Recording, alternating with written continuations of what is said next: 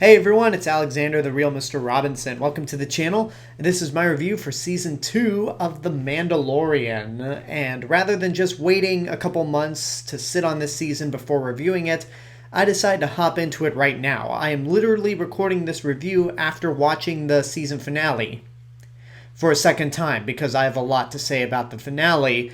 And they're not all positive. But before we get into the finale, this is Season 2 of The Mandalorian, as I mentioned beforehand. It once again follows the Mandalorian bounty hunter Din Djarin, as he is on his quest to try to bring the child to a Jedi where he actually belongs. So Season 1 was definitely a hit.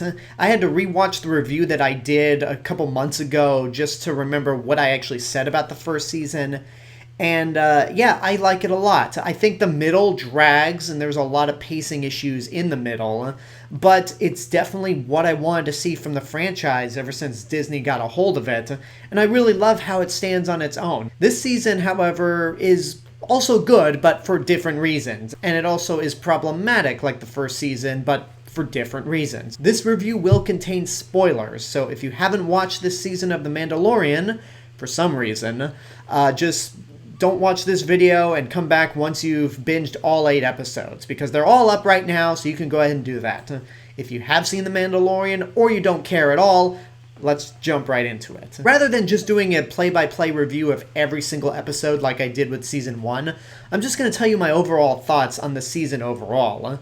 And one thing that I really love about this season of The Mandalorian is that it really does have a cinematic look to it. The first episode especially deals with the Mandalorian, this marshal of a small town in Tatooine, played by Timothy Olyphant, the villagers and a bunch of Tusken Raiders fighting a giant crate dragon, which I don't think we've ever seen in Star Wars live action. I can't recall if we've seen it in Clone Wars or Rebels. I doubt it.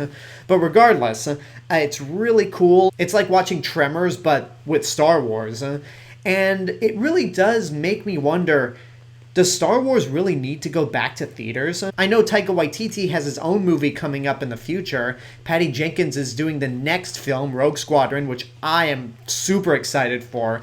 And fingers crossed that Rian Johnson's still doing his own trilogy. But with this first episode of The Mandalorian, it's such a spectacle that it might just be a better idea to keep Star Wars on TV rather than bringing it back to theaters, especially since the saga is now done. One of the biggest things that I was worried about with this season going into it was if there was going to be a lot of padding. And there is, but there's also not. Let me explain first of all. The structure of the first 5 episodes are all the same. Din Djarin goes to a location to find somebody who might help him on his quest. In exchange for information, that character in question has Din Djarin help them with a specific problem. And then once that problem is taken care of, they will give Din Djarin the information and Din Djarin will go back on his journey. And this happens for the first 5 episodes. The first one, I didn't mind it too much. The second episode felt like filler because Din Djarin is told to go to a specific planet, but in the second episode, they are just stranded on this ice planet. And it's a pretty cool episode, I gotta say. It's the weakest, but there's no episode in this season that I hate, unlike in the first season with the gunslinger. Then in episode 3 of this season, Din Djarin gets to his location, where he helps another character, in this case Bo-Katan, played again by Katee Sackhoff. I'll get back to her a little later. And then he's given more information on where to go next. Episode 4 has him on another pit stop, and then episode 5 takes him to the other location that Bo-Katan told him about. And after 5 episodes of the same structure of storytelling, I got exhausted. It got too predictable, it got too cliche, and while these episodes don't feel like padding the same way the middle of Season 1 did, 5 episodes of the same formula just got very tiring. But thankfully that formula breaks, and the last 3 episodes just focus on the complete story, and we get our resolution, which to be honest, I feel very mixed upon, but I'm going to save that for last. Another thing I was really worried about with this season is all the returning characters from other Star Wars media. Because there were 2 things that I really loved about the first season. Not only was it the fact that it was an original Star Wars show with no ties to pre-existing characters, but also it had the courage to stand on its own. Before this season was about to premiere, we heard stories like Temuera Morrison's coming back as Boba Fett, Rosario Dawson has been cast as Ahsoka Tano, Katee Sackhoff is returning to play Bo-Katan in live action. And with Bo-Katan, I thought, you know what? Her character actually makes sense to bring into this series. With Ahsoka and Boba Fett, I was like, really? Like, we're really gonna do this?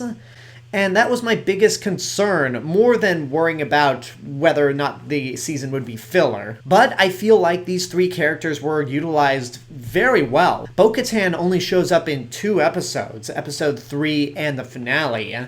And Bo-Katan is a character that I didn't talk about when I reviewed the Clone Wars. She's played by Katee Sackhoff in both The Mandalorian and in animation form. She was the sister of one of the rulers of Mandalore. In Star Wars Rebels, she ends up taking the Darksaber because whoever holds the Darksaber rules Mandalore.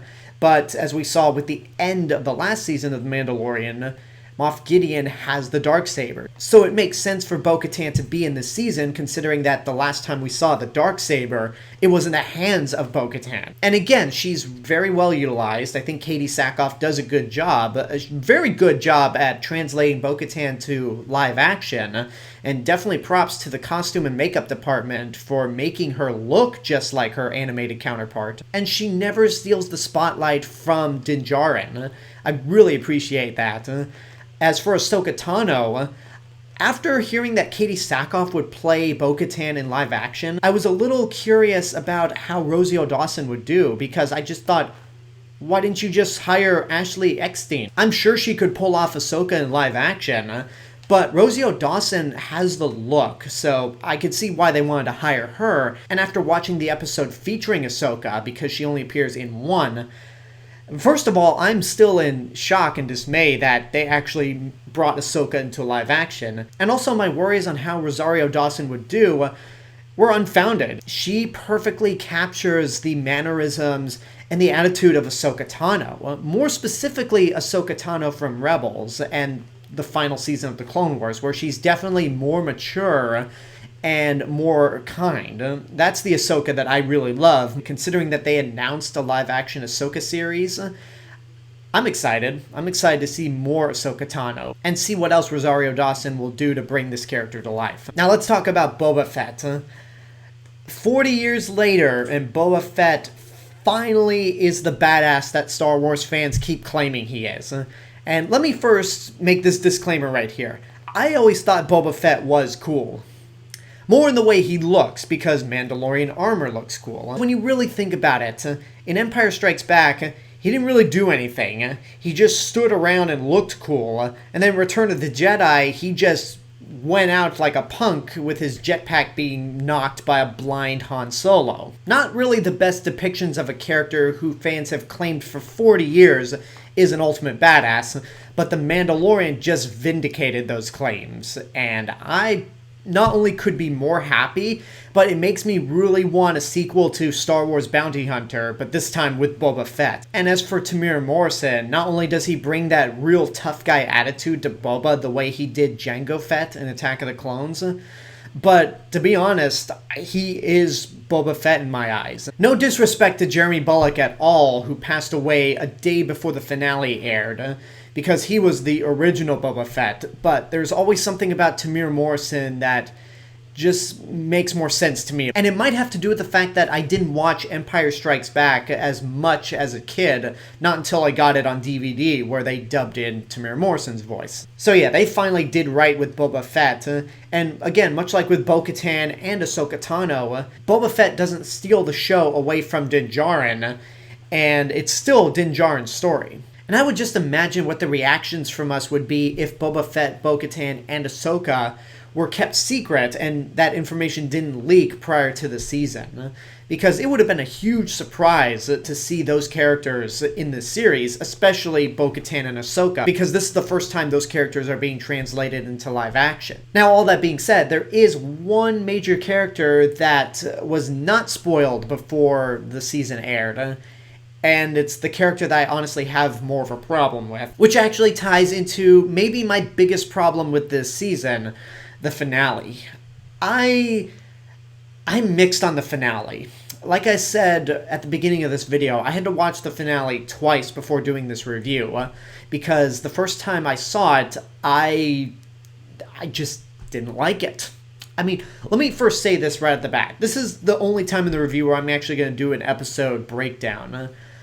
Most of this episode is actually pretty great. So prior to the season finale, the child, whose name we find out to be Grogu, is kidnapped by Moff Gideon's Dark Troopers and is being held on his cruiser, his light cruiser, because the Empire has fallen after the Battle of Jakku, so there aren't really that many Star Destroyers. But anyway, Din Djarin manages to get the location of Moff Gideon's cruiser, and along with Boba Fett, Fennec, who was in the first season, played by Ming-Na Wen, and Cara Dune, they managed to steal an Imperial shuttle and board Moff Gideon's cruiser along with Bo-Katan and another Mandalorian, who's a part of the Night Owls. So Boba Fett's not part of this boarding party because he's in Slave One trying to shoot down the stolen Imperial shuttle, or at least give the image to the Imperials and Moff Gideon that he's attacking this shuttle. So he's there just for a distraction, manages to escape and jump into hyperspace, and then the rest of the crew board the cruiser and basically create a diversion so Din Djarin can sneak aboard the cruiser to try to find Grogu. So there's a lot of great action in this episode. We get an idea of how menacing and tough the Dark Troopers are, because Din Djarin is trying to seal off the door that holds the Dark Troopers, but one of them manages to escape, and he has a very difficult time fighting just one Dark Trooper. So right there, you can tell that these things are not to be messed with. Bo-Katan and the rest of the crew manage to steal the bridge, as she has her priority set on the Darksaber and taking out Moff Gideon. But Moff Gideon could tell right away that something's wrong, so he pretty much plays everyone. He is in the holding cell where Grogu is with the Darksaber. He gets into a fight with Din Djarin, who has this Beskar spear that Ahsoka gave him, and Beskar actually can deflect lightsaber blades, making it the vibranium of Star Wars. So Din Djarin defeats Moff Gideon, and when Din Djarin is giving the Darksaber to Bo-Katan, she can't accept it because the Darksaber can only be earned in combat. So with Din Djarin now holding the Darksaber from Moff Gideon, what happens next? Is Bo-Katan going to fight Din Djarin? Are they going to become enemies? Because Moff Gideon knew this was going to happen, and they played into his hand. And if that's not enough, the Dark Troopers are trying to make their way onto the bridge by getting through the blast doors.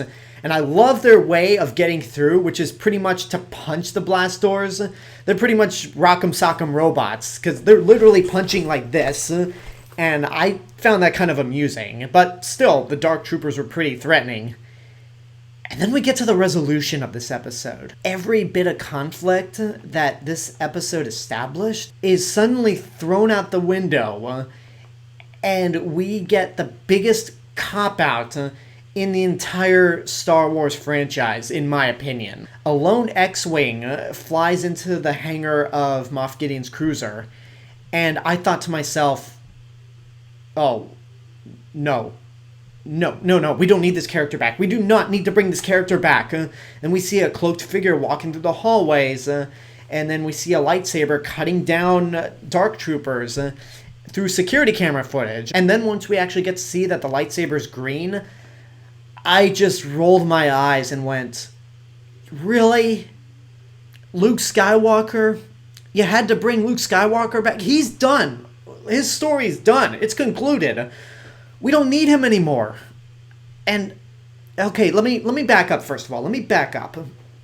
When Din Djarin meets Ahsoka Tano, she tells him that she cannot train Grogu. So in a way, the meme that everybody was making about how Ahsoka would react when Din Djarin and the child showed up kind of came to fruition, but in a different way. Ahsoka has made it perfectly clear that she's not a Jedi, so she can't train him. So she tells Din Djarin to take Grogu to the planet Typhon, put him on this rock to where he'll basically use the Force and a Jedi will sense him. So in that sense, I don't mind the fact that Luke Skywalker was the Jedi that sensed his presence, because At this point in the Star Wars timeline, it only makes logical sense because, think about it, Ezra Bridger couldn't have been an option because A, we don't know what happened to him in between Rebels and The Mandalorian, and B, I can't stand that asshole. I hate Ezra Bridger, but that's a topic for another review, maybe whenever I get around to reviewing Star Wars Rebels. It couldn't be Cal Kestis from Jedi Fallen Order because, again, like with Ezra Bridger, we don't know what happened to him. I haven't finished the game yet, but I do know that he survives to the end, but we don't know what happens afterwards, so Cal Kestis couldn't be an option. And it couldn't be Mace Windu because you can't just throw names at a wall and see if they stick. And last we saw Mace Windu, he was dead. I don't know where that idea came from, that it could be Mace Windu. So I get it being Luke Skywalker. I get it. It makes sense. The problem I have with this moment, though, is that it just feels lazy in the way it's executed. You have our main characters in this tense situation where you're not sure if they're going to get out of it. And then all of a sudden, they're saved by a Jedi who easily manages to cut down these dark troopers as if they were B-1 battle droids. All the tension's gone. And also the conflict between Bo-Katan and Din Djarin over the Darksaber is never resolved. That is abandoned completely. And also, I have to address the elephant in the room. They pull a Grand Moff Tarkin from Rogue One and de-age Mark Hamill, which, by the way, cool that Mark Hamill actually played Luke Skywalker rather than them recasting the role. But to be honest, I would have preferred if they just listened to the internet and cast Sebastian Stan because he looks like a young Mark Hamill. The de-aging effect to make Luke younger? Ooh boy, it makes Grand Moff Tarkin look much better by comparison. And unfortunately, it also distracts from a very heartwarming scene where Din Djarin removes his helmet so Grogu can see his face for the first time. And to be honest, watching this episode a second time, that scene actually left more of an impact on me because it is heartfelt. And I actually did feel something. We've been invested in this relationship throughout 2 seasons, and you really get the impression that this could be the end. We don't know what's going to happen next. How do you progress the story? So again, my big problem with Luke Skywalker being at the end of the episode is more in execution rather than just the fact that he's there. Because this is not a problem that's unique with Star Wars. They've had this problem since day one of trying to bring in characters for no real reason, like Anakin Skywalker building C-3PO, like Yoda knowing Chewbacca, like Emperor Palpatine coming back in The Rise of Skywalker for no reason at all outside of fan service. Those are terrible examples of bringing in pre-existing characters because there's no true payoff and they don't do anything with them. Now, good examples are when they brought back Darth Maul for the Clone Wars. And at first, I rolled my eyes at that too, but they did right by Darth Maul. And part of it has to do with the fact that Darth Maul wasn't a character in The Phantom Menace. The Clone Wars actually developed him and made him a full character. And the reason I don't have a problem with Boba Fett, Ahsoka Tano, and Bo-Katan being in this season of The Mandalorian is because with Boba Fett, he didn't do much. He wasn't much of a character, so this season actually gave him a lot to do. As for Bo-Katan and Ahsoka Tano, yeah, they've had a lot of character development in the Clone Wars and Rebels. Hardcore Star Wars fans know who these characters are, but most people who watch the movies and The Mandalorian don't know these characters. So again, I didn't have a problem with those characters popping up in this season. With Luke Skywalker, though, it's Luke Skywalker. He's the main character of the original trilogy. He is the iconic character of Star Wars, and the execution of him just popping up to save the day was poorly handled. And when I first saw the finale, I was irritated beyond belief, but not as bad as The Rise of Skywalker. Now, the thing that saved it for me was the post-credit scene, where Boba Fett and Fennec arrive at Jabba's palace that is now under control by Bib Fortuna. And apparently whoever sits on that throne just grows overweight and fat. So Boba Fett arrives, Fennec kills all the guards protecting Bib Fortuna and frees a Twi'lek dancer, and Boba Fett ends up killing Bib Fortuna and taking the throne of Jabba's palace after he was abandoned at the Sarlacc pit in Return of the Jedi. And after that shot of Boba Fett on the throne and Fennec by his side drinking a bottle of, I assume, bantha milk, it cuts to black and it says The Book of Boba Fett, coming December 2021. And I'm excited. I bitched about bringing in Luke Skywalker at the end of the episode, but I'm excited for the Book of Boba Fett. Before I get into some of the other problems I had with this season and the overall wrap-up, I do want to acknowledge that a lot of people do love the way this season ended. And look, if you liked the way it ended, that's fine. I'm not here to change anyone's opinion just because they don't jive with my opinion. But I just really wish I could be on the same boat with you guys. Again, I didn't have a problem with the idea of Luke Skywalker being the Jedi that answered Grogu's call. It's just the execution felt like a total Deus Ex Machina ending to Star Wars fanfiction. But as for the other problems with this season, like I said beforehand, the story structure of the first 5 episodes was very repetitive and it got boring. There is some shoddy CGI here and there. There's not enough Carl Weathers. And because of Gina Carano's very problematic views in 2020, it just made it harder for me to enjoy Cara Dune as a character.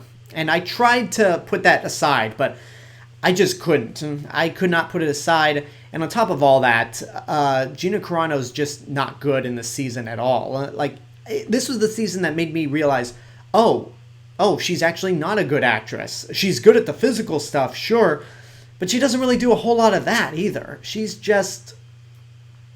I would be fine never seeing Cara Dune again. So to sum things up, this season's probably on par with the first one. It has a lot of problems, but also has a lot of really good stuff. The first season benefited from being its own thing without relying on any pre-existing characters, but it had problems in the middle of the season where a lot of it felt like padding. This season, however, does rely on a lot of pre-existing characters, but at the same time, it uses them sparingly, and it doesn't feel like a cop-out, at least until the end of the season. And when the episodes do feel like filler, they at least help to progress the story in the grand scheme of things. So if it wasn't for Luke Skywalker popping up and saving the day, I would have said this is better than the first season.